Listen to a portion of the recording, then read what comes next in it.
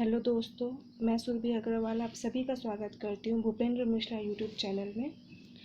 जैसा कि last video में मैंने आप लोगों को बोला था कि नेक्स्ट क्लास से हम लोग थ्योरीज़ को छोड़ के कुछ नया स्टार्ट करते हैं। और क्योंकि थ्योरीज़ बहुत ज़्यादा ही हो गया था, 4-5 थ्योरीज़ हम लोगों ने कंप्लीट कर लिया था, तो सेम हम लोगों को थोड़ा सा बोर होने लगता है कि सेम चीज़ें हम लोग पढ़ रहे हैं, स्टेजेस हैं बहुत सारे। बट आज हम लोग एक बहुत इंपॉर्टेंट टॉपिक डिस्कस करने वाले हैं जो है RTE, राइट टू एजुकेशन। मतलब क्या है? शिक्षा का अधिकार। ये आपको बहुत हेल्प करेगा आपके एग्ज़ाम्स के लिए। और ये एक ऐसा टॉपिक है जिसमें से हर बार एक क्वेश्चन तो आप लोगों के एग्ज़ाम में आता ही है। वो कोई भी टीचिंग एग्ज़ाम हो या फिर एकलव्य रेसिडेंशियल स्कूल हो, CTET हो, CGTET या जो भी स्टेट टेट एग्ज़ाम्स होते हैं, NVS का होता है एग्ज़ाम, KVS का होता है, ये सबके लिए ही ये एक इम्पॉर्टेंट टॉपिक है। तो ये वाला टॉपिक आपको कवर करना बहुत इंपॉर्टेंट है। और जब हम लोग ये टॉपिक डिस्कस करेंगे तो कुछ चीज़ें आपको स्लाइड में लिखा हुआ नहीं मिलता है जो एक्सप्लेनेशन के टाइम पे मैं बोलती हूँ। तो बेटर होगा आप कॉपी और पेन अपने पास में रखें और जब भी मैं कोई इंपॉर्टेंट टॉपिक बोलती हूँ तो आप उसको नोट करते जाएंगे। ओके, चलिए स्टार्ट करते हैं। सबसे पहले हम देखते हैं कि RTE होता क्या है, मतलब शिक्षा का अधिकार क्या होता है। शिक्षा का अधिकार का मेन मतलब क्या है कि जो बच्चे हैं, जो 6 से 14 साल के बच्चे हैं, उनको फ्री और अनिवार्य शिक्षा मिलनी चाहिए। मतलब फ्री एंड कंपलसरी एजुकेशन मिलना चाहिए, मुफ्त और अनिवार्य शिक्षा मिलनी चाहिए। ये मेन आप लोगों का क्या है, RTE है। RTE का जो भी डिटेल्स हम लोग देख लेते हैं कॉन्स्टिट्यूशन में क्या क्या है। RTE का सबसे पहले 12 दिसंबर 2012 को संशोधन किए थे। कौन सा? 86 संशोधन किए थे, जिसमें एजुकेशन को एज अ मौलिक अधिकार वहाँ पे डाला गया था। मौलिक अधिकार मतलब बाकी के जो हमारे मौलिक अधिकार हैं वैसे ही हमारे लिए एजुकेशन भी इम्पॉर्टेंट है, ऐसा उन्होंने सोचा और इसीलिए संशोधन करके एजुकेशन को मौलिक अधिकार में डाला गया। कौन से आर्टिकल में डाला गया? 21A। तो ये आर्टिकल भी याद रखेंगे। और आप लोग संशोधन का कौन सा था? 86वां संशोधन, मतलब 86 संशोधन में ये चीज़ चेंज किया गया था और उसको आर्टिकल 21A में डाला गया था। और इसमें कितने सेक्शंस हैं? 38 सेक्शंस हैं। तो ये जो कुछ कुछ डेट एंड नंबर्स हैं वो आपको याद रखना है। अब उसके बाद क्या हुआ?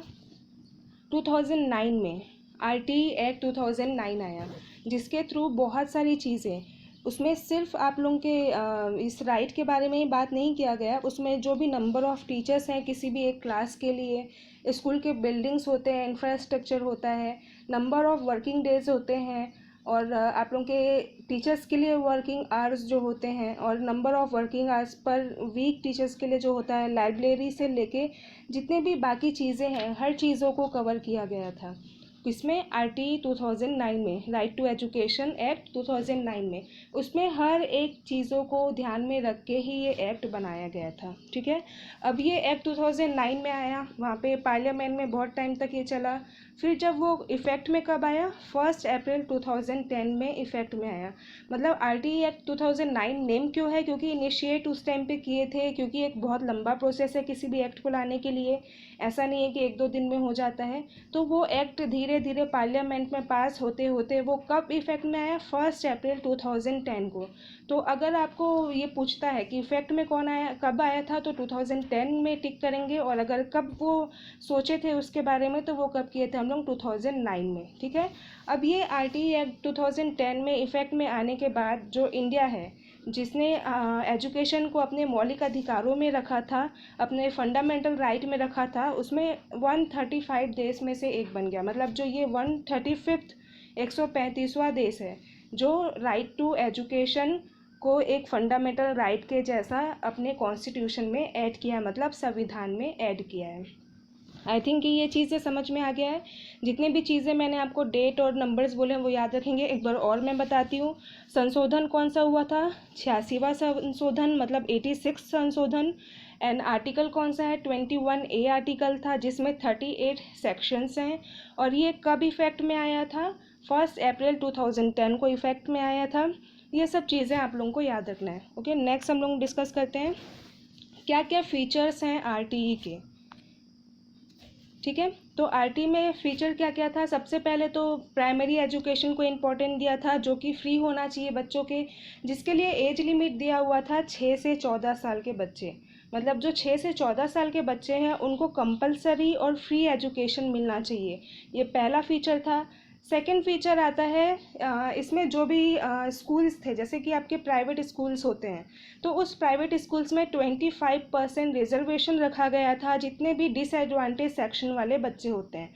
जैसे कि मे बी वो SC ST कैटेगरी के हो सकते हैं, या फिर सोशली बैकवर्ड क्लास के हो सकते हैं, या फिर जो हैंडीकैप्ड या फिर डिसेबल्ड पर्सन होते हैं, डिसेबल्ड बच्चे होते हैं, या फिर जो फाइनेंशियली वीक होते हैं। इस टाइप के बच्चों को किसी भी प्राइवेट स्कूल में 25% रिजर्वेशन देना इम्पॉर्टेंट है।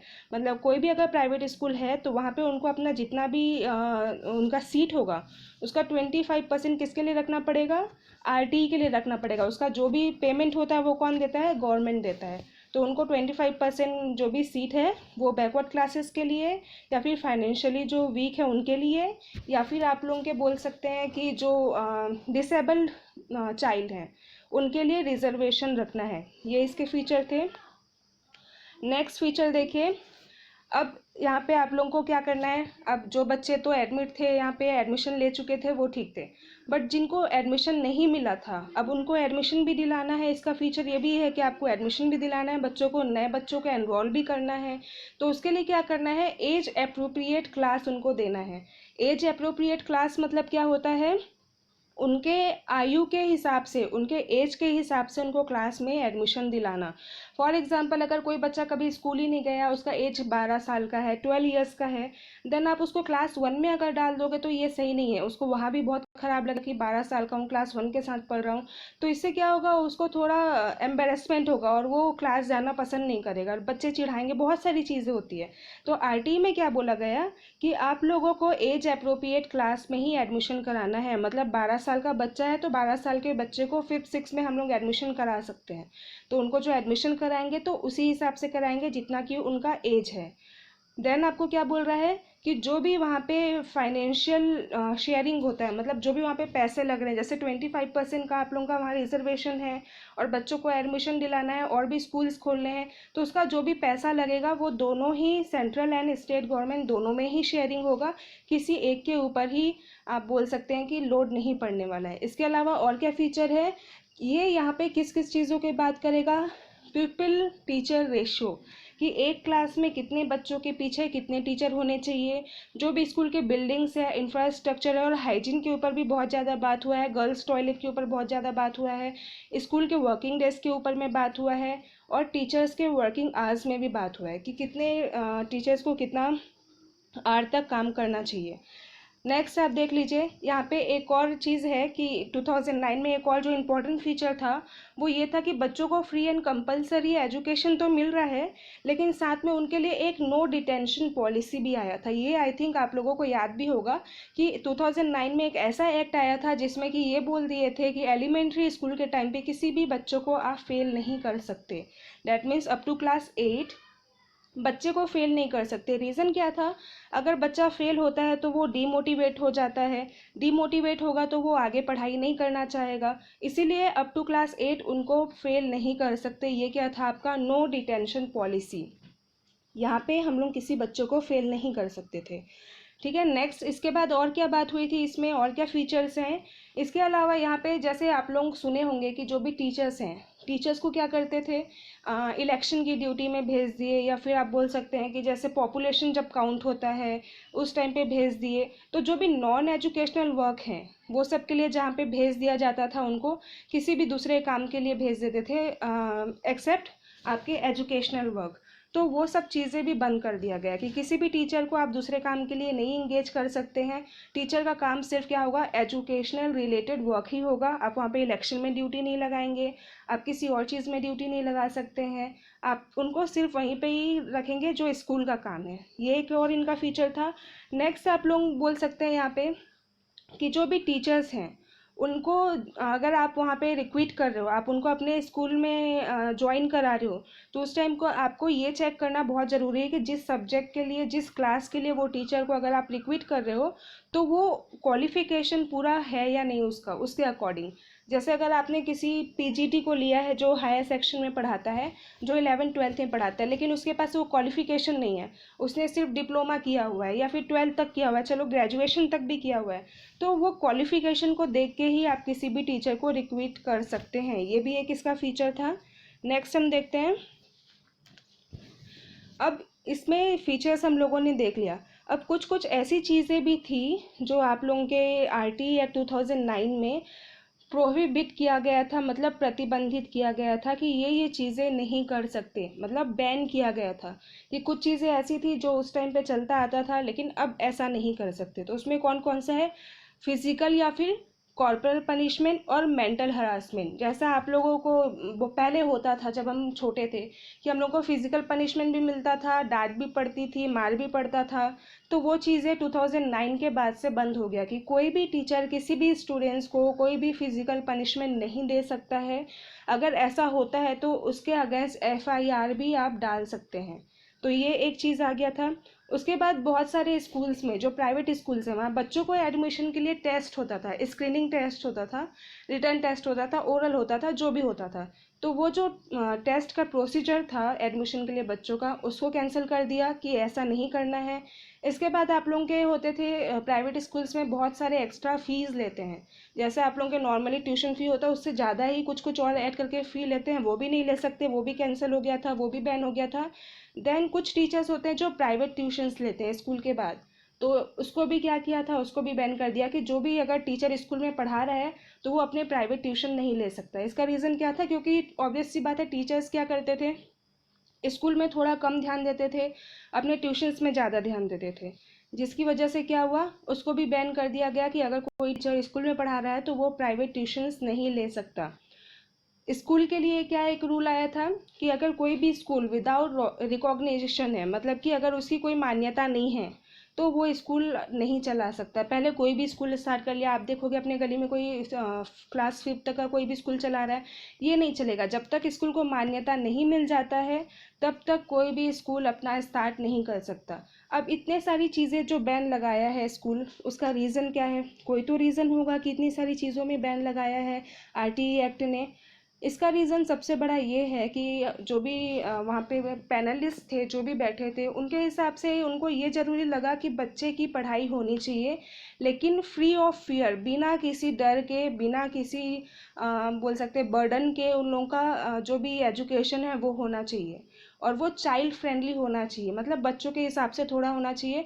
बच्चों को स्कूल में जाने से डर नहीं लगना चाहिए, उनको ऐसा लगना चाहिए कि हम एक हेल्दी इन्वायरमेंट में हैं, एक फ्रेंडली इन्वायरमेंट में हैं। उनको वहाँ पे सिक्योर लगना चाहिए। ऐसा नहीं होना चाहिए कि डर से स्कूल बच्चे जाना बंद कर दे रहे हैं कि नहीं, उस टीचर से मार पड़ती है, हम स्कूल नहीं जाएंगे, तो ऐसे ही तो एजुकेशन कंप्लीट नहीं हो पाएगा। तो इनका जो एम था उसको कंप्लीट करने के लिए ही ये सब बैन उन लोगों लगाया है, प्रतिबंधित किया है इन सारी चीज़ों को, क्योंकि उनको चाहिए था कि बच्चा बिना किसी डर के स्कूल जाए और बिना किसी बर्डन के वहाँ पढ़ाई करे और अपना करियर बनाए। तो ये जो उन्होंने सब चीज़ें किया था वो चाइल्ड सेंटर एजुकेशन को ध्यान में रख के किया था। चाइल्ड सेंटर एजुकेशन मतलब क्या होता है? बाल केंद्रित शिक्षा, जिसमें सेंटर में चाइल्ड होगा और टीचर्स आसपास होंगे। इसका मतलब ये नहीं कि बच्चे को बीच में बैठा दिया और पूरे साइड टीचर बैठेंगे, ऐसा नहीं है। मतलब जो भी चीज़ें टीचर बनाएगा, सिलेबस से लेके जो भी एक्टिविटी बनाएगा, वो सबके लिए किसके फ़ायदे के लिए बनाएगा? जो चाइल्ड है उसके हिसाब से बनाएगा, उसको सेंटर में रख के बनाएगा कि उसके लिए क्या बेनिफिशियल है और क्या बेनिफिशियल नहीं है। ठीक है, नेक्स्ट स्लाइड हम लोग डिस्कस करते हैं। नेक्स्ट आप लोगों का है achievements of right to education act 2009। क्या क्या उपलब्धियां थी आपके आरटी एक्ट की, मतलब शिक्षा के अधिकार की। अब इतनी सारी चीज़ें करने के बाद कुछ टाइम बाद ये सब चीज़ें भी तो देखे होंगे कि आखिर उसका कोई बेनिफिट मिल भी रहा है या नहीं। तो ऐसा नहीं है कि ये एक्ट आने के बाद में कोई बेनिफिट नहीं मिला होगा, बहुत सारे इसमें उपलब्धियां मिली है आरटी एक्ट को। इसमें से क्या क्या है आप लोगों का? प्राइमरी लेवल या फिर अपर प्राइमरी लेवल 6 to 8 के लिए जो भी एनरोलमेंट था, मतलब जो बच्चे एडमिशन लेते थे, वो बढ़ना स्टार्ट हो गया। ठीक है, और इनका एम भी यही था कि ज़्यादा से ज़्यादा बच्चे एनरोल करें, ज़्यादा से ज़्यादा बच्चे एजुकेटेड हो। फर्स्ट वाला इनका अचीवमेंट कंप्लीट हो गया। फिर क्या हुआ, इन्होंने जो स्कूल इंफ्रास्ट्रक्चर पे बहुत सारे रूल्स एंड रेगुलेशंस बनाए थे, स्पेशली रूरल एरियाज़ में, क्योंकि अर्बन एरियाज़ में जो शहरी क्षेत्र होते हैं वहाँ पे तो ऑलरेडी बिल्डिंग्स और इंफ्रास्ट्रक्चर को ध्यान दिया जाता है, क्योंकि उनको तो उसी चीज़ को दिखाना होता है। बट रूरल एरियाज़ में प्रॉपर आप लोगों के पूरे फैसिलिटीज़ नहीं होते थे। जैसे गर्ल्स टॉयलेट हो गया, हाइजीन हो गया, ये सब चीज़ें जो होता है वो नहीं होता था। तो ये एक्ट आने के बाद में, बहुत स्ट्रिक्ट रूल्स आने के बाद में, स्कूल्स जो थे वो अपने इंफ्रास्ट्रक्चर को भी ध्यान देने लगे और वो उसमें इम्प्रूव किए, जिससे कि एक चाइल्ड को स्कूल जाने के बाद सेफ फील होने लगा। ठीक है, नेक्स्ट आप लोगों का क्या था, यहाँ पे एक नंबर भी है कि 3.3 मिलियन जो स्टूडेंट्स थे उन्होंने अपना एडमिशन सिक्योर किया। कहाँ पे? जो भी प्राइवेट स्कूल्स में थे, जो 25% कोटा के थ्रू हुआ था आरटीई एक्ट के अंदर में। ठीक है, तो ये सब क्या थे आप लोगों के आरटीई एक्ट के अचीवमेंट्स थे। इसके साथ में गवर्नमेंट ने कुछ कुछ आप लोग बोल सकते हैं स्कीम्स लॉन्च किया था, जो कि आप लोगों के सिर्फ आरटीई एक्ट के अंदर ही आता है, जिसमें से सर्व शिक्षा अभियान, ये तो सबने नाम सुना होगा। इनफैक्ट आप लोगों ने लोगो भी देखा होगा, एक पेंसिल के ऊपर बच्चे बैठे रहते हैं, सर्व शिक्षा अभियान लिखा होता है। तो ये एक स्टार्ट किया था। राष्ट्रीय माध्यमिक शिक्षा अभियान स्टार्ट किया था। शिक्षक शिक्षा पर केंद्र प्रायोजित योजना स्टार्ट किया था। ये कुछ चीज़ें थी जो आरटीई एक्ट के अंदर में, कुछ कुछ और स्कीम्स थे जो एजुकेशन को और ध्यान देने के लिए, बच्चों को एनरोल करने के लिए स्टार्ट किया गया था। तो ये कुछ नाम है जो आप याद रख सकते हैं, क्योंकि अभी एकलव्य के हिसाब से तो इसको डिटेल्स में जाने की कोई ज़रूरत नहीं है। दूसरे एग्जाम्स में जब यूज़ होता है तो हम लोग इसको और बाद में एक इंडिविजुअली वीडियो बना के उसको डिस्कस कर लेंगे। अभी के लिए सिर्फ आपको इतना ही पता होना चाहिए। अब और देखते हैं कि क्या होता है। आरटी एक्ट आने के बाद आप लोगों के कुछ और चेंजेस हुए। ये एजुकेशन को इंक्लूसिव बनाया और नेशनल वाइड एक्सेसिबल बनाया। इंक्लूसिव मतलब क्या होता है? इंक्लूसिव एक बहुत इंपॉर्टेंट टर्म है। आप लोगों को ये और एक इंडिविजुअली टॉपिक भी एक्सप्लेन करूँगी बाद में। अभी सिर्फ इतना जान लीजिए कि इंक्लूसिव मतलब एक ऐसा, इंक्लूसिव एजुकेशन मतलब ये होता है कि एक सिंगल स्कूल में, एक सिंगल क्लास में आप लोगों के नॉर्मल चाइल्ड भी रहेंगे और गिफ्टेड चाइल्ड भी रहेंगे। गिफ्टेड चाइल्ड का मतलब बहुत बार ऐसा होता है, हम गलत समझते हैं कि जो बहुत एडवांस चाइल्ड है, जो इंटेलिजेंट चाइल्ड है, ऐसा नहीं होता है। गिफ्टेड चाइल्ड मतलब वो चाइल्ड जो थोड़े से किसी डिसेबिलिटी की वजह से अच्छे से पढ़ाई नहीं कर पाते हैं, जिनको कोई भी एक लर्निंग डिसेबिलिटी होती है जिसकी वजह से वो पढ़ाई नहीं कर पा रहे हैं, या फिर बोल सकते हैं डिसेबल्ड हैं, मे बी हैंडीकैप्ड हो सकते हैं, वो ब्लाइंड हो सकते हैं, कुछ भी हो सकता है, तो वो होते हैं गिफ्टेड चाइल्ड। तो इसमें नॉर्मल एंड गिफ्टेड चाइल्ड दोनों को साथ में पढ़ाया जाता है। और वहाँ पे क्या होता है कि हम गिफ्टेड चाइल्ड को हमारे हिसाब से नहीं चेंज करवाते हैं, हम उनके हिसाब से चेंज करवाते हैं। जैसे कि अगर स्कूल्स में ले तो वहाँ पे सीढ़ी है, अगर हमारे यहाँ पे इंक्लूसिव एजुकेशन वाला सिस्टम चल रहा है तो उस टाइम पे हम लोग उनके लिए अलग से एक ऐसा सिस्टम बनाएंगे कि वो अपने हिसाब से उसमें चढ़ सके। तो वहाँ पे दोनों टाइप के बच्चों को पढ़ाने के लिए जो भी सिस्टम है उसमें चेंजेस करते हैं, जिससे कि दोनों एक नॉर्मल इन्वायरमेंट मिल सके, किसी को भी स्पेशल ट्रीटमेंट ना मिले, दोनों को इक्वली ट्रीटमेंट मिले। इसको इंक्लूसिव बोलते हैं। और ये नेशनल वाइड हर जगह पे क्या है, एक्सेसिबल है। मतलब कि आप लोगों के बोल सकते हैं आस पास में ही स्कूल बनने स्टार्ट हो गए, बहुत सारे स्कूल्स खुल गए, तो कोई भी जाके वहाँ पे एडमिशन करके अपनी पढ़ाई स्टार्ट कर सकता है। एक और क्या था यहाँ पे कि नो डिटेंशन पॉलिसी है, जो कि मैंने आप लोगों को पहले ही बताया था। इसका मतलब है कि आप किसी भी बच्चे को फेल नहीं कर सकते हो। तो इसकी वजह से जो एलिमेंट्री एजुकेशन सिस्टम था उसमें थोड़े से और आप लोगों के बोल सकते हैं कि जवाबदेही आई है, और उन लोग उसको हटाने के कारण बच्चे लोग इंटरेस्ट ले रहे हैं आप लोगों के एडमिशन के लिए। ओके, नेक्स्ट हम लोग डिस्कस करते हैं। कुछ कुछ इम्पॉर्टेंट पॉइंट्स हैं जो आपको पता होना चाहिए। फर्स्ट, ये आरटी एक्ट मेनली क्या उसका एम था, तो सबसे जो फर्स्ट एम था, जो बड़ा एम था, वो था आप लोगों का फ्री एंड कंपलसरी एजुकेशन, कि बच्चों को मुफ्त में और अनिवार्य रूप से शिक्षा मिल सके। ये उनका पहला जो एम था। सेकंड, आपका जो प्यूपिल टीचर रेशियो होता है वो कभी भी 40:1 से ज़्यादा नहीं होना चाहिए। मतलब अगर 40 स्टूडेंट्स हैं तो उसके पीछे एक टीचर होना चाहिए। अब ये जो रेशियो है ये एक स्टैंडर्ड रेशियो है, बट ये क्लास के हिसाब से चेंज होता है। जैसे आप लोग बोल सकते हैं कि अगर आप प्राइमरी सेक्शन में देख रहे हैं छोटे बच्चों की क्लासेस, तो वहाँ 30:1 होता है। मतलब क्लास 1 to 5 एग्जाम्पल के लिए ले लेते हैं, तो वहाँ पे बच्चों का रेशियो होता है 30:1, मतलब कि 30 बच्चों के पीछे एक टीचर। देन आप 5 to 8 लोगे तो 35:1, 35 से अगर बच्चे हैं तो एक टीचर होना चाहिए। हायर सेक्शन के लिए 40:1, मतलब अगर 9, 10th, 11th, 12th की बात करें तो वहाँ पे 40 बच्चों के पीछे एक टीचर होना चाहिए। ये एक स्टैंडर्ड रेशियो है, बट क्लास के हिसाब से ये थोड़ा बहुत चेंज होता है। अब वर्किंग डेज देख लेते हैं। एक साल में 365 डेज होते हैं, 365 दिन होते हैं। उसमें से स्कूल के लिए वर्किंग डे कितना हो सकता है? 200 हो सकता है या फिर 220 हो सकता है। जो 200 है वो प्राइमरी सेक्शन के लिए है, जो 220 है वो हायर सेक्शंस के लिए। अब एक टीचर के लिए वर्किंग आवर के बारे में भी मैंने बोला था कि आरटीई में वो भी दिया हुआ है। तो एक वीक में एक टीचर 45 आवर्स तक काम करता है। उनके लिए ये स्टैंडर्ड है। उनको बहुत ज़्यादा काम करने के लिए वर्किंग आवर्स भी नहीं दे सकते, क्योंकि अगर वो मेंटली ही फ्रेश नहीं फील करेगा तो वो बच्चों को क्या पढ़ाएगा। और बहुत जगह पे पहले ऐसा होता था कि उनको एक्स्ट्रा वर्क दे के ज़्यादा ज़्यादा काम कराया जाता था। इसी चीज़ को हटाने के लिए आरटीई ने एक वर्किंग आवर बना दिया कि एक वीक में किसी भी टीचर से आप 45 आवर्स ही काम ले सकते हैं। नेक्स्ट देखते हैं। अब यहाँ पे स्कूल्स का रेंज क्या होना चाहिए? तो हमेशा कोई भी अगर बच्चा है, तो अगर वो प्राइमरी सेक्शन में है तो उसको 1 किलोमीटर के अंदर में एक स्कूल तो एटलीस्ट मिलना चाहिए। एंड अगर वो हायर सेक्शन में है तो 3 किलोमीटर के अंदर में मिलना चाहिए। अब ये इतना इम्पॉर्टेंट पॉइंट था कि आरटी एक्ट आने के बाद में इतने सारे स्कूल्स खुले हैं, क्योंकि पहले ऐसा होता था कि लोग 10 किलोमीटर 20 किलोमीटर तक जाते थे। हमारे पहचान में भी जो भी हमारे पेरेंट्स हैं या फिर हमारे आसपास के और भी जो लोग हैं, उनसे आप पूछ सकते हैं कि उन लोग अपने स्कूल्स के लिए 10 किलोमीटर 20 किलोमीटर तक उनको जाना पड़ता था।